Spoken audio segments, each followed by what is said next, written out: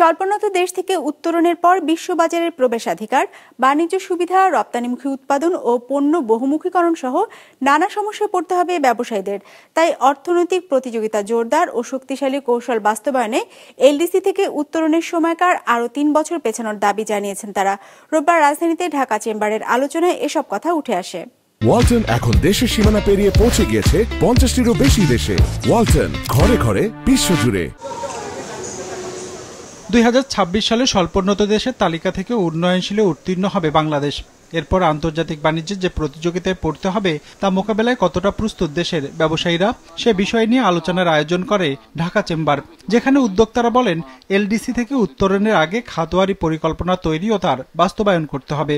তা না হলে নানামুখী সমস্যায় পড়বে ব্যবসায়ীরা। তাদের দাবি, এলডিসি উত্তরণের জন্য এখনো প্রস্তুত নয় বাংলাদেশ। এলডিসি গ্র্যাজুয়েশনের পরে market access, trade facilitation, export oriented manufacturing support and export ডাইভার্সিফিকেশনের ক্ষেত্রে বাংলাদেশকে মাল্টিপল চ্যালেঞ্জের মুখোমুখি হতে হবে।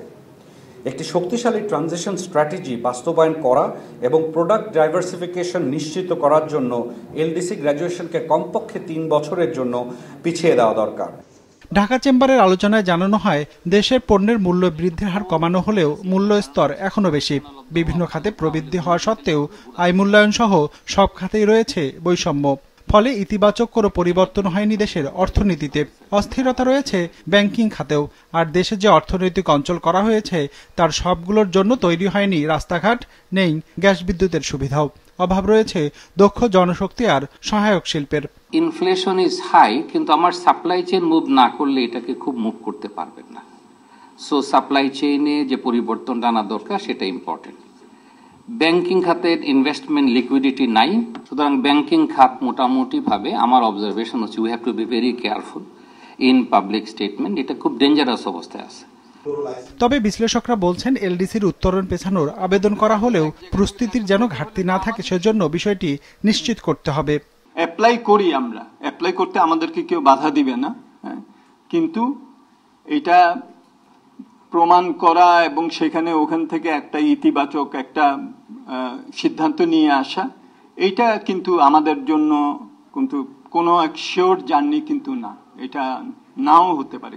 সেই জন্যই বারবার বলছি যে এমন একটা যাতে অবস্থা না হয় যে প্রস্তুতিও নিলাম না 2026 সালে 24 নভেম্বর আবার আমাদের গ্রাজুয়েশনও করতে হলো।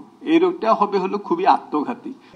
দেশের কাঙ্ক্ষিত অর্থনৈতিক প্রবৃদ্ধি অর্জনে বেসরকারি খাতে বিনিয়োগ বাড়াতে হবে বলে উঠে আসে আলোচনায়। রঞ্জিবুল মিজান, বিজনেস রিপোর্ট, মাছরাঙা টেলিভিশন।